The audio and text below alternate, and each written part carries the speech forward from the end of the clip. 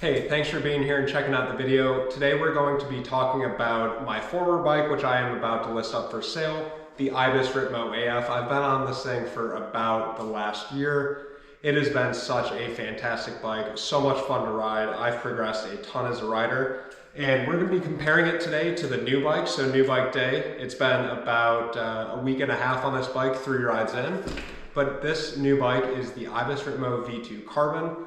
So essentially the same bike as the AF, roughly about 5 pounds lighter, maybe 4, and the componentry is a little bit different, and some of the stuff going on with the bike varies as well. So thanks for being here. I'm going to be talking about some of the differences here for you today.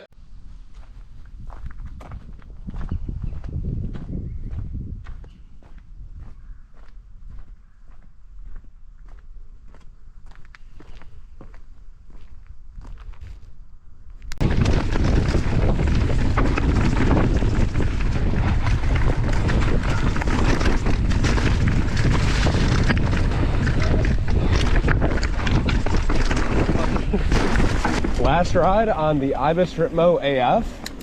This has been my workhorse for the last about year. It has been a very good bike, but I have since upgraded to the Ibis Ripmo V2 Carbon on both the frame and the wheel set, and then with Fox factory suspension.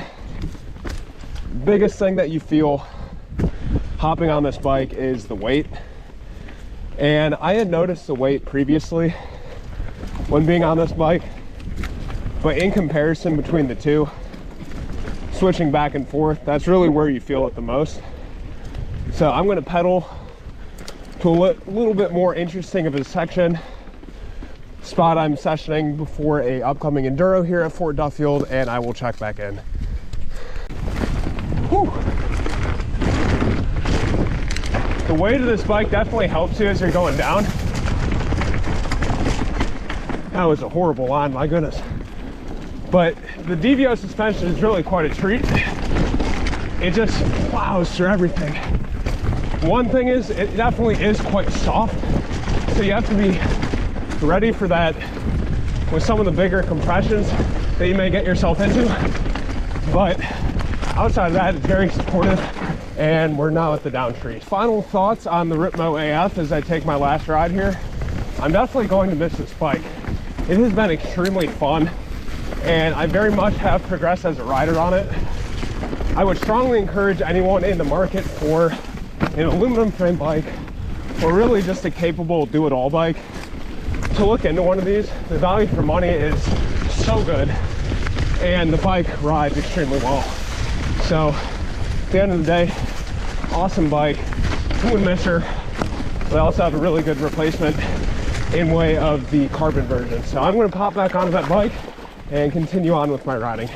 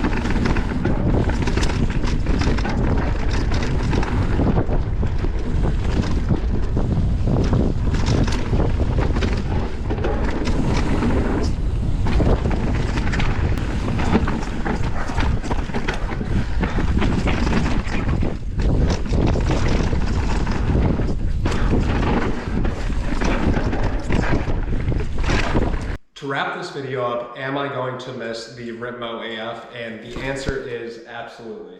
This bike has been with me for the last year, has been really the best trail bike companion that I could ask for.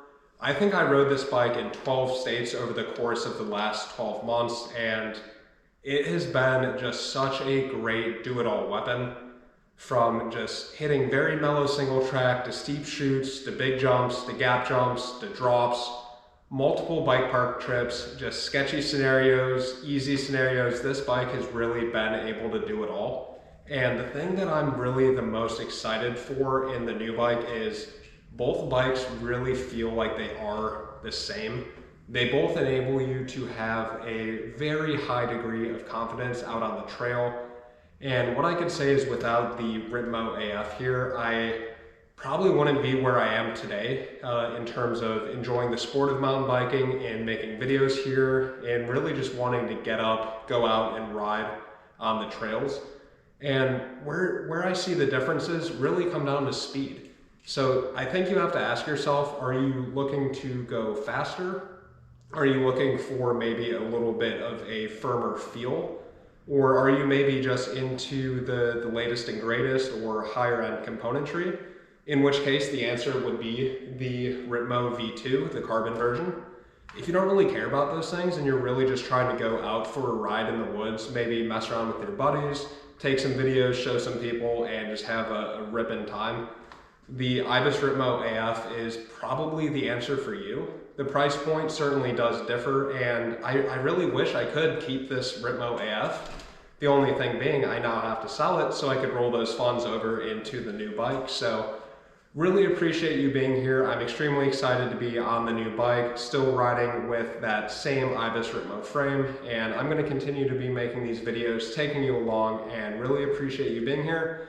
Not the expectation, but certainly appreciate it as I try and grow this channel. Subscriptions are absolutely awesome, and for those of you who have been watching the videos, thank you so much for continuing to support. For those of you who are new here, really thank you from the bottom of my heart for checking it out. I love the sport of mountain biking, and it is just such a fantastic time just to get out, mess around, and have a good time. So starting with the Ripmo AF, and as I noted, the primary difference that I've been feeling between the two bikes is the weight difference, given that this is a AF, meaning aluminum frame over from the folks at Ibis, as well as the wheel set being the logo wheel set, the S35 aluminum rims from Ibis. And this bike has treated me extremely well. So up front we have the DVO Onyx front fork coming in at 160 millimeters of travel.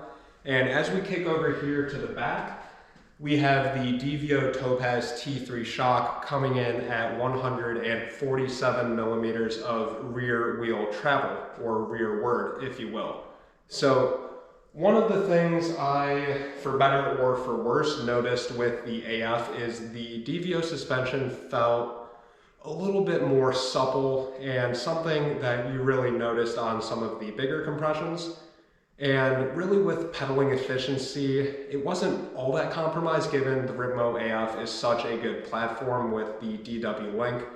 But to a certain extent, you can feel the softness, and for the majority of small to medium sized trail chatter, some of the jumps and drops that aren't getting into the bigger stuff, the sendier things, the DVO feels extremely good. So I would ask yourself as a rider, what sort of feel you prefer? Do you like something that's a little bit softer, that just really soaks up the hits? Or do you want something that's a little bit firmer?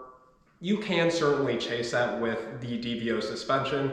However, for myself, I found it really difficult to chase a firmer feel while also having the bike not rebound faster than I was looking for, and having that bike not be overly stiff and overly chattery over small to mid-sized stuff. In way of upgrades, I'd say really one of the biggest things that I've done to this bike is change that rear tire. So both the carbon version and the aluminum frame version come stock with 2.5 Maxxis Ascii tires front and rear in the Exo Plus trail casing. The Maxxis Ascii being a bit of a chunkier tire, and especially considering the added weight of the Ascii tire on a bike that already weighs 35, 36 pounds in the XL frame size, I was able to shave a little bit of weight off the back and primarily obtain better rolling resistance by putting out a 2.4 Maxxis dissector.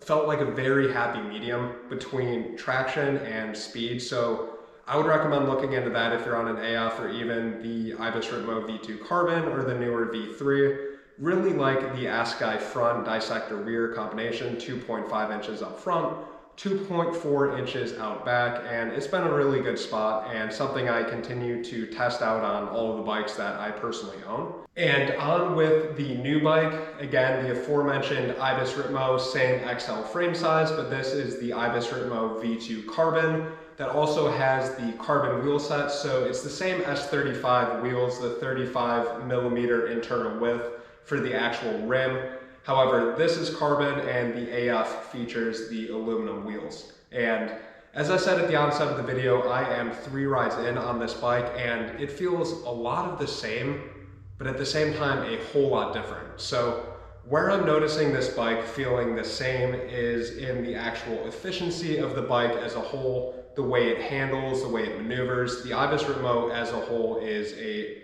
absolutely killer platform, and regardless of the carbon or regardless of going with the aluminum, they're both going to be awesome bikes. So just to talk a little bit about this build, it's a full XT build with Fox factory suspension. So this bike actually has a Fox 38 up front, still has that same 160mm of front travel. And it has a Fox factory float X2 out back, again with the same as the AF, 147mm of rear travel. And this is, again, an XT build, so everything on here is Shimano XT. And so far, the brakes feel really good compared to the Shimano Diors that I had on the AF version. But really the big thing that I'm noticing and what you're going to see in this video is the weight has made a substantial difference. I'm hitting PRs on Strava segments on every single thing that I'm riding. For the past 3 rides that I've went out, this bike is a whole lot faster.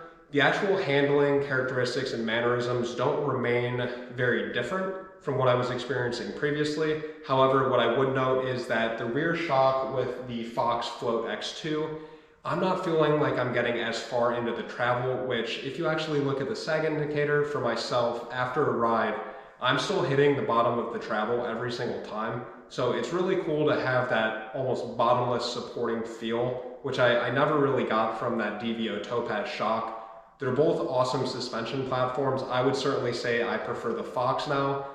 All I really did with this was mess with the air pressures. As soon as I got the bike, I really didn't have to mess with the rebound or compression all that much. So I went with what Fox recommended for the setup.